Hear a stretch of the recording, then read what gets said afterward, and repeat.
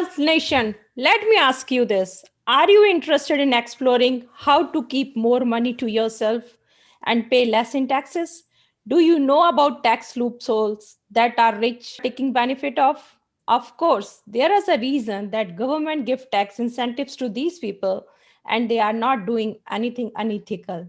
Now you will know why some rich people pay zero or so little in taxes, and you will wonder why your CPA never discussed about this powerful tool after listening to this episode. In today's episode, we will explore cost segregation and how you can utilize this powerful tool to save millions of dollars in taxes. Guess who is our guest today? Let me give you some hint. He is a blockchain enthusiast. He is one of the best and most resourceful guy when it comes to cost segregation. Yes, he is none other than Yona Weiss. Yona is a powerhouse with property owners' tax savings. As business director and Madison Specs, a national cost segregation leader, he has assisted clients in saving tens of millions of dollars on taxes through cost segregation. He has a background in teaching and a passion for real estate and helping others. He is a real estate investor and host of the new podcast, V's Advice. Hi, Yona. Welcome to our Wealth Nation Wealth Evolution Club podcast. We are so honored to have you here. It's a pleasure to join you. Yeah, I'm really, really happy to do this. So thank you for inviting me. How are you doing today? Doing great. Thank God. Every day, a beautiful day, starting off the new year on the right foot. So, what is cost segregation? Will you please share this with our listener? I think I could do that. It's really something that is not as complicated as it sounds. Cost segregation is a fancy way of saying a very advanced form of depreciation. Okay, and depreciation is a tax deduction that you get on your commercial or investment property. And basically, when you buy a property, the government incentivizes you by giving you a tax deduction based on the principle that things go down in value as time goes on. That's called depreciation, right? But your building's probably actually going up in value as time is going on. So it's not really depreciating. Nevertheless, they give you this tax deduction that says you can write off the entire value of your property over this long period of time, 27 or 39 years. That's called depreciation. Cost segregation is really just segregating that cost, all right, breaking down that cost into different buckets to different categories that depreciate at faster rates. And it's a very detailed engineering process that allows us to identify things in the building that actually depreciate faster than you would have been depreciating it, meaning taking those tax deductions at that very long period of time. Awesome. Sounds great. I think a lot of people who may have owned real estate for years and they don't even know this is something they would do. Okay, now coming to the next question. When is the best time to do this cost segregation study? It's relative. Usually most people get it done in the first year. They try to get it done as soon as possible because they want to set up the property tax deductions from the beginning in the right way. However, it does not need to be done in the first year. And in fact, certain times it may be more beneficial to wait. For example, if you don't have enough income coming in, that you don't need those extra tax deductions, it may not make sense to get it right away. Also, some people may, just want to wait to even out the playing field a little more. And maybe they didn't even know about cost segregation. Another great, example, people didn't know about it. And here you are, years later, you can go back retroactively, do a cost segregation study, meaning get those tax deductions that you missed that accelerated depreciation that you missed over the past several years, and you can get that this year.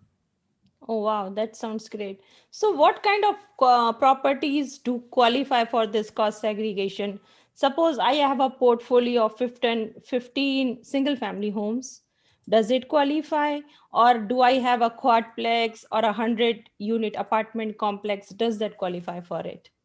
Yeah, really any type of residential or commercial property. It doesn't really matter what type of property it is, can qualify, because the qualifying is really just using the depreciation, utilizing that, and front loading or accelerating certain portions of that depreciation. So really any type of property besides for your personal residence. That's the only thing. Your personal residence, you don't get the tax deductions and depreciation for that.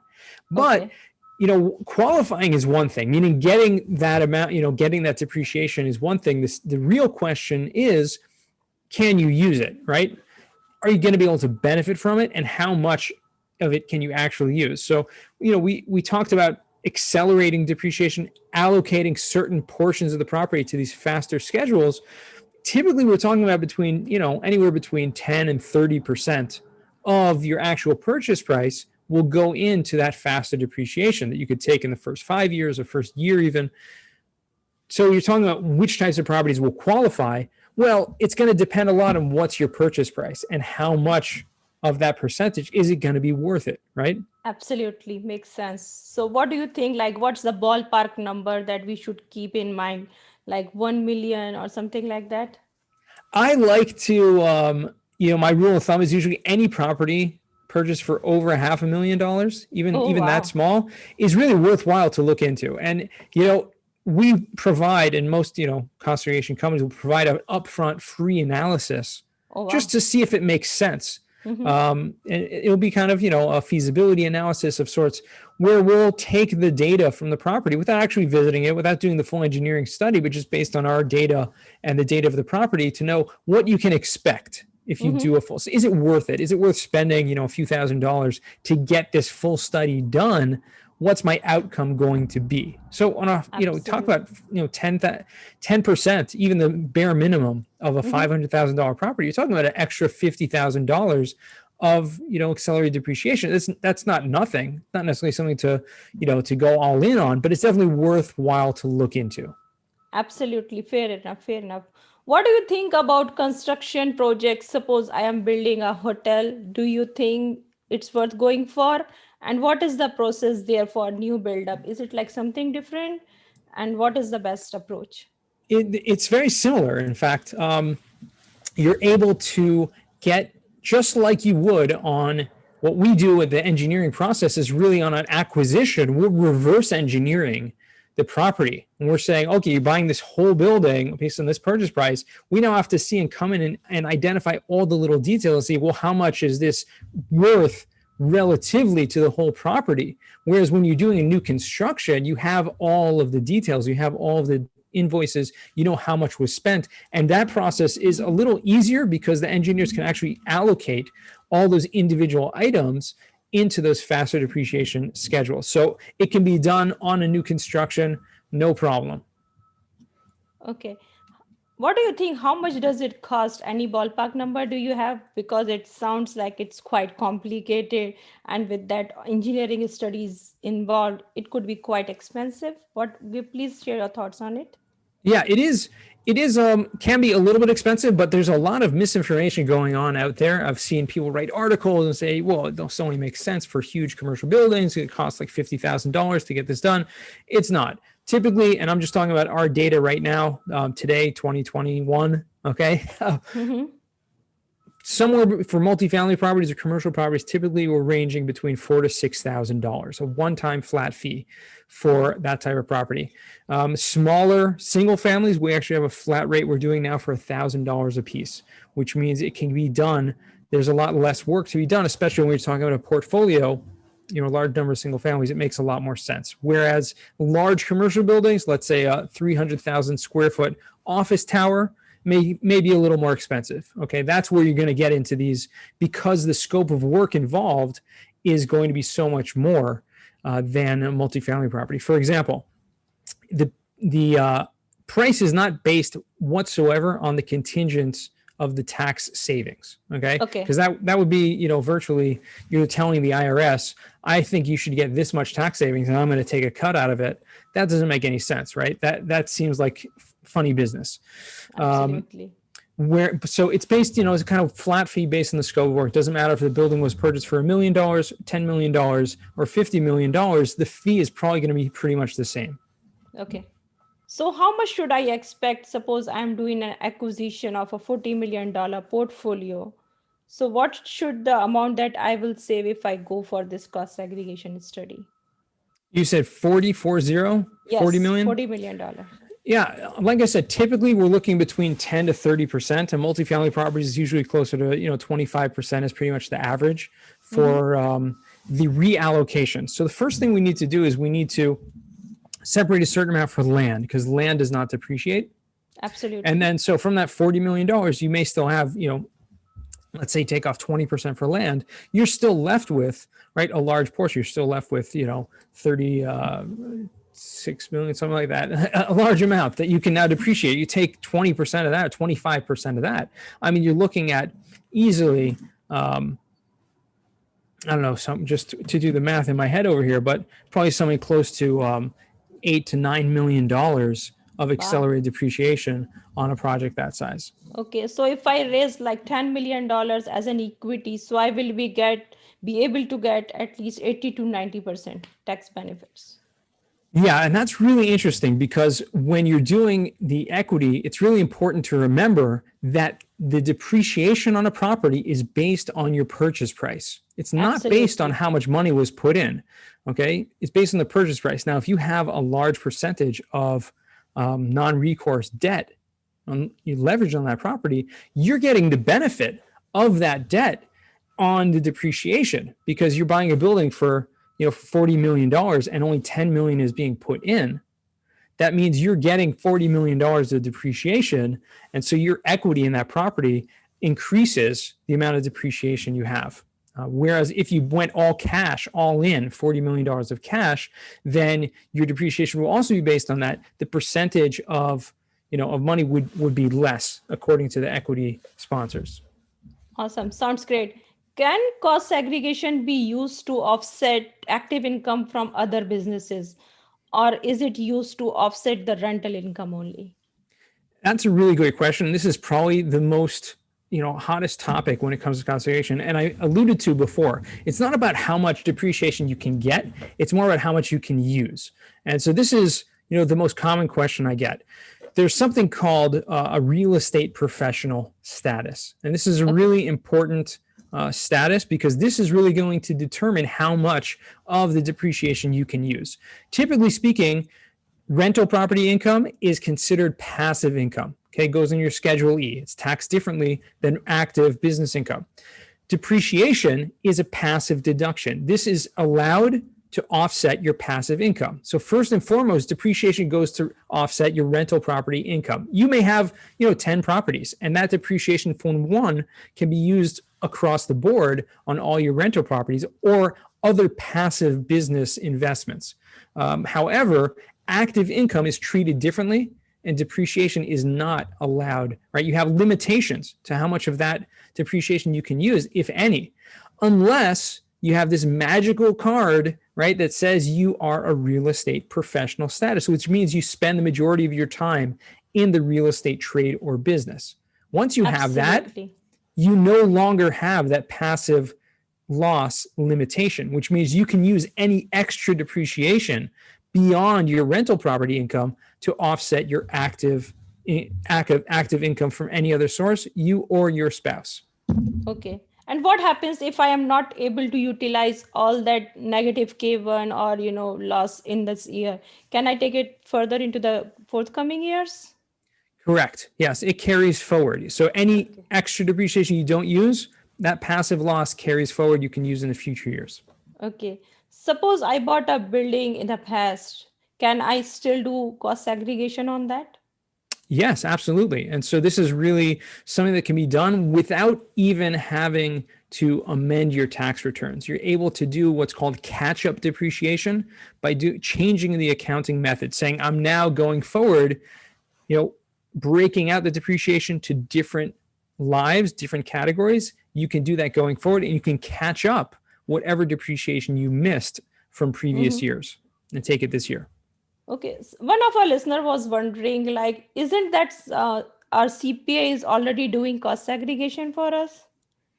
Probably not. So Okay. cost segregation is because it requires the engineering component to it. It's Okay. really it's really impossible for an accountant to properly do this. The IRS has an entire guideline called the Consolidation Audit Techniques Guide, and in that there's a whole list of components that need to go into a proper cost segregation study. Anyone can say, make up and say, well, I think this amount of depreciation should be taken, but if it doesn't have the proper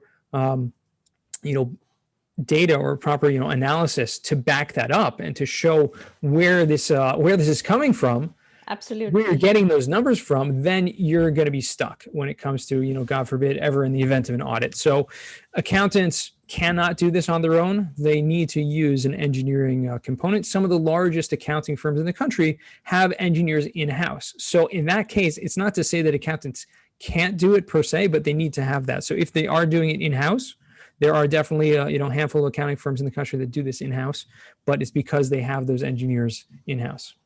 Okay.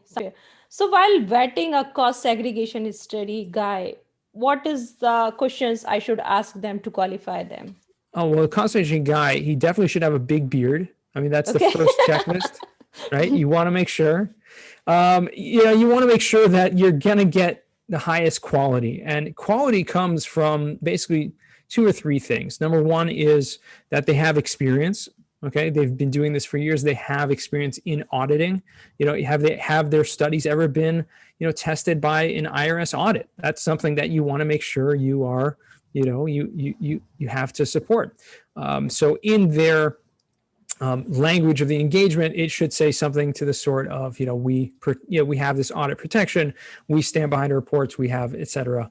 at no extra charge. So that's something you should make sure the experience is paramount, because without the engineering component and the accounting component, that dual in-house component, you're basically tossing it up and saying, well, it's either going to be focused on one or the other, and you can't have the best of both worlds. The third and final thing that I think is most important to look into is to see what do other people think about this. There are plenty of people out there to compare this to.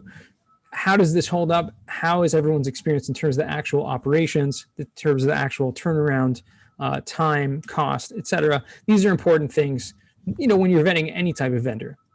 Absolutely. Sounds fair. Okay. When I sell my property, does it have any impact? Yes. When you sell a property, you have a very big impact. First of all, you have a couple of different things that happen when you sell a property. Number one, you have a tax that's called capital gains tax. Capital gains tax, you're taxed on the amount of gain. If you made a profit on the sale, and everyone's heard of this, right? You made a profit, you have to pay a certain tax on that. You have something else called depreciation recapture tax. This is usually, it's also called, right, unrecaptured gain. And so there's basically the amount of depreciation that you've taken over the course of ownership, you now have to pay a tax on that amount, or you're subject to that tax at the time of sale.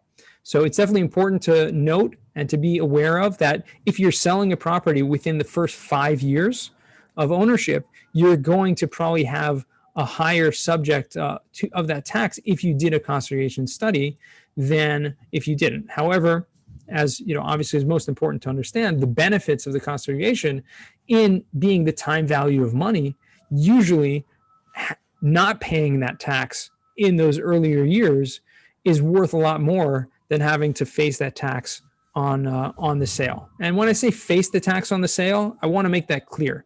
It's not like you are bound in chains. Everyone knows, and we're talking about this subject, and you for sure know this, that understanding the tax code and understanding these tax benefits and many others like it is really the way to continue building that wealth. So just like there's cost segregation that you can do on the acquisition of a property, there are other tax strategies that you can make sure to employ on the sale of a property so as not to be hit with a large tax bill.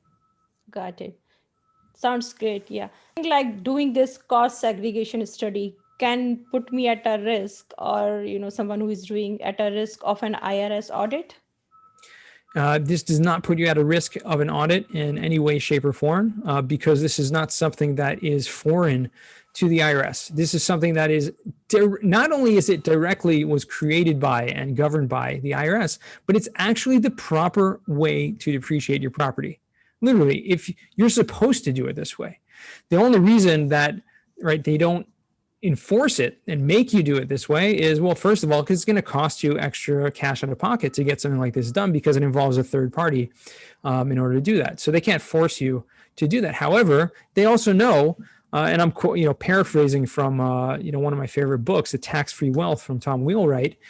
He says there that the reason why the government doesn't enforce this is because they know that the laziness of the taxpayer and or their accountants will just create more revenue for the U.S. Treasury. So they're not going to tell you to take more deductions, right? No one's holding your hand and saying, oh, you should take this deduction and that deduction and everything else, even though they know you can do that. So yes, it does not put you at a risk. In fact, doing it this way is actually the proper way. Absolutely, fair enough. Now, coming out to our last question, Yona, there are so many companies out there, but what makes you different that you are so successful? Could you share, please, this with our listener? Absolutely. I mean, Madison Specs, and again, you think of me, right? I'm out there, the cost seg king, and I'm very active on social media. I've been on a lot of podcasts. I think what differentiates us as a company in general, we've been around for 16 years, had a tremendous amount of experience in the industry, and at this point are the largest national company working in all 50 states. There's a certain name recognition when it comes to cost segregation. But besides that, since the owners of the company are real estate investors themselves, created the company as a real estate servicing company, not a tax company. Okay, a lot of other providers out there might be tax companies, might be accounting firms, or kind of tax strategists. We take an opposite angle. We're real estate investors. We own a property management company, a title agency, right? Madison Title. We 1031 advisory, all these other ancillary services for the commercial real estate investor. We understand, what you're going through. We understand the shoes, what's going on in your business. So I think that's one thing that differentiates us more than others. The main thing for me personally is, I have that presence. And so I have that, there's incredible relationships with so many people in the industry. And when you're doing business with someone, you want to do business with someone that you know and that you like and that you trust, right? So having that familiarity definitely goes a long way. Absolutely. I agree. So thank you, Yona. Thank you so much for coming in today and then sharing all these valuable thoughts and information with our listeners. If our listeners wanted to reach out to you, how can they reach? Best way to find me is on LinkedIn. You know that. Okay. I'm very active there. You can also go to yonaweiss.com. That's my personal website. I'll tell you all of everything I'm doing, including the Weiss Advice podcast, and as well as the Madison Specs, madisonspecs.com website. And those are probably the best places to find me. Awesome. Sounds great. Now we sign off. Until next time, Wealth Nation, live a life that is filled with freedom, fun, and fulfillment. And I'll see you next in 2 weeks. Thank you.